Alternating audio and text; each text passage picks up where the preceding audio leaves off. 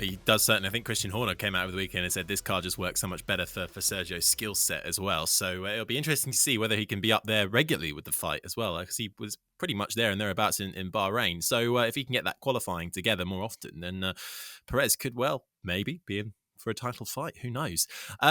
Two scrapping drivers throughout the weekend. Lots of fights. It was difficult to pinpoint the best one to talk about, but I suppose the two Alpines, all in pink, they will revert back to their sort of blue. There's a certain type of blue, isn't it? I don't know what kind of blue, but yeah, they were fighting hammer and tongs for 6th and 7th, letting George Russell then escape up the road in 5th. They managed to then sort of be joined by Valtteri Bottas and Kevin Magnussen in that fight. It could have gone wrong so many times. It didn't.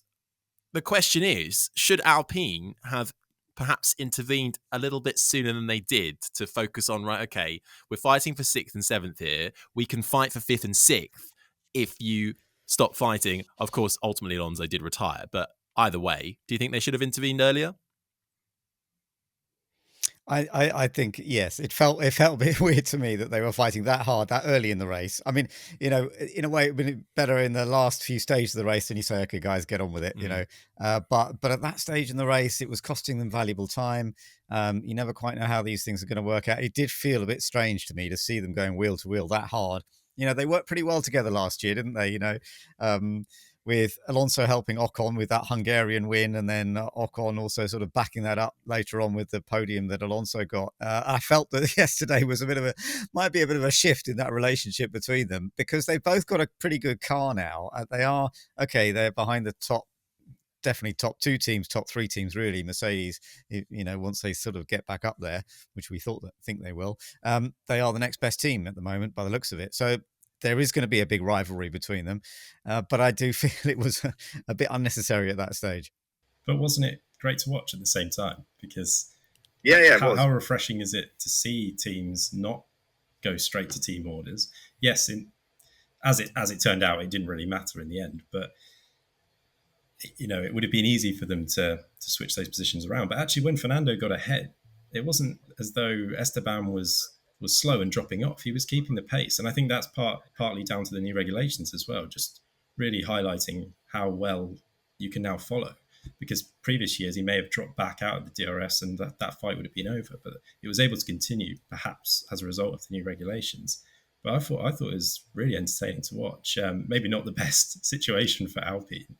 But yeah, and great to see Esteban as well, sort of showing some really robust defending against Fernando. And he's showing that he's not just going to lay down to Fernando like previous teammates have. And I think it's going to be interesting to watch how that teammate relationship develops. Because like you say, last year it was very harmonious. They worked very well together. But some early signs that Esteban is not willing to sort of be pushed aside there, which is great. I always think I do feel though that there was that one bit where they came out to after the chicane, and 1 inch difference there, they would have taken each other off, and then we would have been going, oh, what a bunch of idiots. So, they played that so fine. Thankfully, they got away with it. They're both brilliant drivers, but 1 inch difference, that would have been both in the wall. That's that fine line which they just got away with. I always find it interesting as well to compare sort of the Fernando of now to the Fernando of old, and how he would have responded had he been, a younger Fernando. He would have been an incredibly different outburst, I think, afterwards on the radio, in the interviews afterwards. So I think it's a really nice partnership they've got going there now. They can fight each other hard, but they're both at very different ends of their careers, aren't they?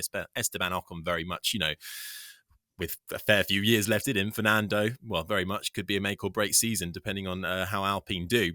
I thought, though, it actually highlighted the sort of role played at the moment by the race directors. I think it was Niels Wittich this weekend. He'll alternate that with Eduardo Freitas. But they've introduced this thing where obviously if you overtake an illegal overtake, it's now up to the teams to sort of decide whether they should give that position back. But if they don't, they'll still be investigated. That occurred between Ocon and Alonso, but obviously it was an inter-team battle, so perhaps slightly easier. But it brought up a few other things as well. We mentioned it, the Perez Sainz safety car line incident. That was sorted out after the safety car restart, which Sainz was very unhappy with. He believed Perez essentially overtook him illegally when coming out of the pits on Sainz's side. And we also have a 3-place grid penalty for Alex Albon, who we don't talk much about, but he was fighting tooth and nail over, I think, the final, 10th, 11th place in the end with Lance Stroll, but he got a penalty for that. So those are sort of the big roles played by the race director this weekend. How do you feel they're playing their part at the moment, Ben? Do you think, especially with the safety car line, leaving it up to the drivers and the teams to decide, they seem to be being a lot more firmer, but also that call for the safety car line came very, very late? Yeah, I think so far I've been pretty happy seeing what I've seen. And the fact that there isn't all this interaction going on with the teams and arguing about, what comes next. And I think they've made it a more straightforward, simplistic device. They had to decide. But under safety car, they didn't let them swap under safety car. Maybe they just felt we don't want any cars overtaking under safety car. I mean, they can authorize that, but you're not meant to overtake anyone when the safety car's out there. And it may be that they just stuck with that. And it did take a little bit longer. I understand why Carlos was a bit upset. And it was one of those things, really. So far, I'm pretty happy with what I've seen in terms of race directing. But there's a long way to go in this season. That is the caveat we place amongst all of this, isn't it? There's still a long way to go. It's round 2, and there's an awful lot to talk about, which is great news for Formula One.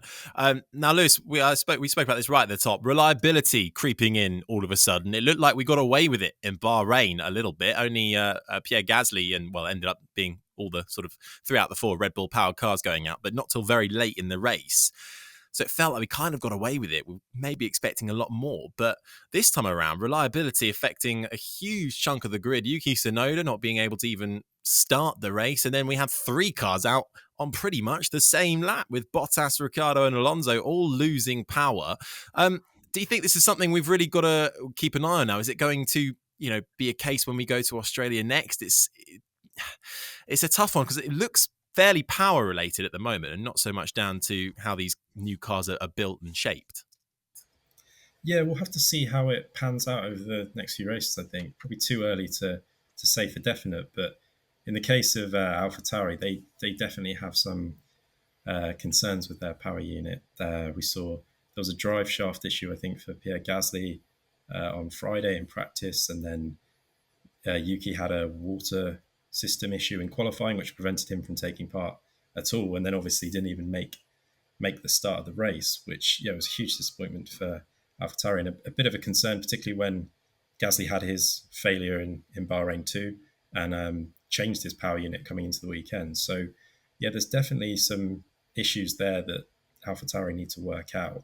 The others seem to be, Daniel Ricciardo and Fernando Alonso were engine as well. Valtteri, I think, was overheating issue with his power unit and getting the temperatures under control. That was the problem that caused him to stop. But some early reliability gremlins starting to creep in there that the teams will be wanting to get on top of. Also, Alfa Romeo having this issue with the starts as well, because we saw Guan Yu Zhou have a terrible start, like Valtteri did in Bahrain, and he went into anti-stall after touching with Daniel Ricciardo into turn 2. So that's clearly another issue that Alfa Romeo will be working towards fixing. A few issues for some of the teams to be trying to get on top of over this sort of next week or so into Australia for sure. And particularly, Ben, with the Red Bull power-trained cars, the sort of half Red Bull, half Honda, experiencing a lot of issues. But I actually know the answer to this. Who sorts those issues out? Is it still Honda? Because they sort of had this unofficial kind of partnership now, but Red Bull have set up their own powertrain business in Milton Keynes. They've been poaching people from Mercedes and other teams. So who sorts these problems out? Is that a whole nother thing they've got to deal with?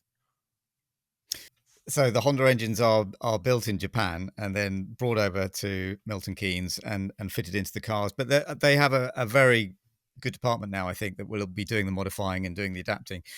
It is a bit difficult to read at this stage, I think, as to where they are. But I think the encouraging thing was, having had 2 non-finishes in that first race, the fact that Red Bull got both their cars clearly to the finish in the second race, it did look as though Christian Horner looked pretty happy that they had solved whatever the issue was from their point of view.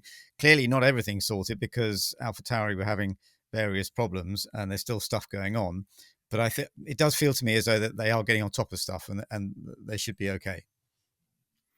Yeah, well, very happy Christian Horner is always at the detriment of somebody else as well. But there are a lot of standouts in the race, I thought. So I want to get your views on who you've picked out over over the first 2 races, perhaps. But obviously, particularly in Saudi, I want to go first because Lewis said about Zhou.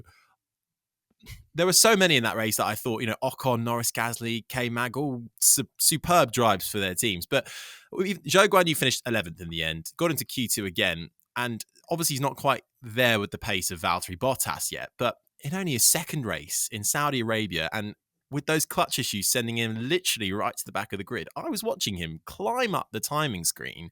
He was overtaking left, right and centre. I was annoyed we weren't getting any sort of replays of it, because you could see Zhou picking them off one by one by one, and he stayed in the race, didn't make any mistakes, and was there to basically, collect any reward that might come his way. He almost got another point. In the end, it was 11th. But I think without, if there'd been a safety car right at the end, I think he would have been on for points. But I tell you what, I'm mightily impressed with Zhou Guanyu at the moment. Again, I know it's early, I know it's only 2 races. He's got work to do, but I have to say, I think he's really holding his head above the water. I agree as well. There were some big question marks over him coming from F2 into F1 this year.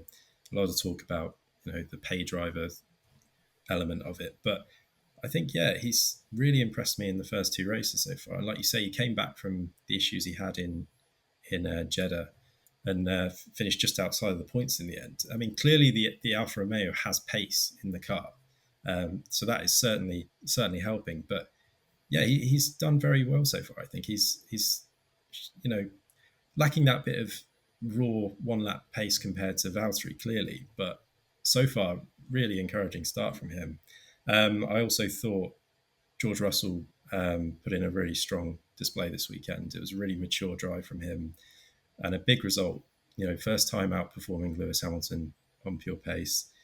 He kind of needed a little bit of a boost, didn't he, after Bahrain? It was a little bit of a setback for him with the mistake in qualifying, which sort of put him on the back foot for the race, but he recovered really well this weekend and led Mercedes as well. I don't want to say charge, because that doesn't really apply at the moment, but he had a fairly distant race, but pulled off a great move on Esteban Ocon, I believe it was, around the outside into turn 1. And just a really strong performance all weekend long from George, and will give him a bit of a big confidence boost, I think, going into the next weekend. And scoring some important points for Mercedes, who are obviously struggling at the moment. Yeah, no, I agree. I think George did a very good job this weekend, and they've still got a lot of work to do to get where they need to be. I know everyone's been talking about him quite a lot, but I have to say Kevin Magnussen is making me smile. He and he looks so happy at the end of each race. It's so great to see, because for so long, when the Haas went through a tough time, not all the time he was with Haas, because actually they had some good results earlier on when he was there, but then later on the results just weren't coming, and it was heavy. And then, the fact that he got this last minute call up, and the fact that he's scored points and qualified Q3 in both races so far, I think fantastic effort, and the Haas team, okay, they've dropped from 3rd to 5th in the Constructors' Championship, but what a surprise even that is. So well done to Kevin, and the way his neck had completely let go in the race, and yet he held on in there, got some points, which is what matters. Fair play to him. I think another driver who deserves I think another driver who deserves a mention is Pierre as well. Similar to Kevin with the issues he had with his neck, Pierre revealed that he was struggling with intestine problems, which is a real, strange one. But for the last 15 laps, he said he was basically screaming in pain, and described it as being the most difficult end to the race of his career. So it was a really tough one for him, and he obviously ended up outside the points after the safety car, because he had stopped like Perez beforehand. So he was one who lost out there, but he managed to battle his way back through into the points. And it was a really strong drive, all things considered, particularly the pain that he was in towards the end of the race, to still come through and get a decent amount of points for AlphaTauri. I think he deserves a round of applause for that. Yeah, I agree. It amused me a little bit in his sort of output afterwards. He said, I had all this tummy pain, but I think he still said, but we need more downforce. And you're thinking, what, more downforce is going to hurt even more, isn't it? These racing drivers, they don't let anything hurt them too much, but they're another breed. But we go into now, sort of a weekend off, and I'll sort of use that in inverted commas because there's never really a weekend off in Formula One, but no racing this weekend. We then go to Australia, but Ben, I suppose this is the first kind of week off that the teams and the drivers have had since they sort of flew out to Bahrain for pre-season testing. I'm imagining this is probably quite a crucial week for them because now they're going to take the learnings from these first two races and try and either, rush through upgrades or just take, especially in Haas's case, take the time to actually repair the car as well. So it's quite a critical week coming up. Oh, it is. Yeah, very important. I mean, every week's important in Formula One. You're always desperately trying to get on with it, but no, it is a key time in the championship. You've got those first two races, but a lot of what you did in testing before that, you haven't had time to actually bring in until perhaps in Australia. Certainly the top teams may well bring in some key improvements into Australia. So you're right. But for everybody who was out there, they went out there for the test. So a lot of them have been out there for 25, 26 days, and now they've just got back. It's nearly a month of being away and now coming back and then throwing yourself back into it again before they go off to Australia for that long trip as well. So it's a tough start to the season, I have to say. And we know it's a long season anyway. So it's those teams that can really just work away at it bit by bit and try and keep the mood within the camp strong. I think that's so important. And for Haas, they've got some real positives, but they also know that, there are some issues. So that's, as you say, something they've really got to work on. It'll be interesting to see as well which teams do bring upgrades to Australia. I think Ferrari, Mattia Binotto said yesterday after the race that they're not planning any significant developments for Australia, and their car's gone pretty much undeveloped since it rolled out for the first test in Barcelona. So they're planning some updates, but they don't look like they'll be coming anytime soon. Certainly not in Australia anyway. And what will Mercedes do as well? They've got so many issues to try and resolve. The porpoising problem, they've not been able to get on top of that. They didn't really make any progress this weekend with it. And it seems to be a fairly fundamental issue that they've got to get their heads around. And will there be any improvements in time for Australia? It remains to be seen. But yeah, a real sort of head scratcher for Mercedes there. This is a problem that if they can't get on top of James Allison said that the hope was to sort this out in 2 to 3 races, but the way it's looking, that seems to be quite an optimistic outlook, and they need to, if they're going to have any sort of, it's a long season, but if they're going to get in this title fight, they really need to make some big gains soon. Otherwise, they're going to be cut adrift, because at the moment it looks like a long shot for them. The speeds in Australia, they don't get quite the same speeds that you get in Saudi. So I wonder if that's going to help a little bit with the porpoising. They're not going to be hitting that sort of 200 mile an hour mark quite as regularly as you do in Saudi. So that will be interesting to see. Yeah. I do have it, or I did hear on good authority that Mercedes might be bringing a new floor to Australia. So that could be a bit of a change, but they need to do something, don't they? And then Mercedes, they should be fighting for the title, and right now they're not in that title fight, are they?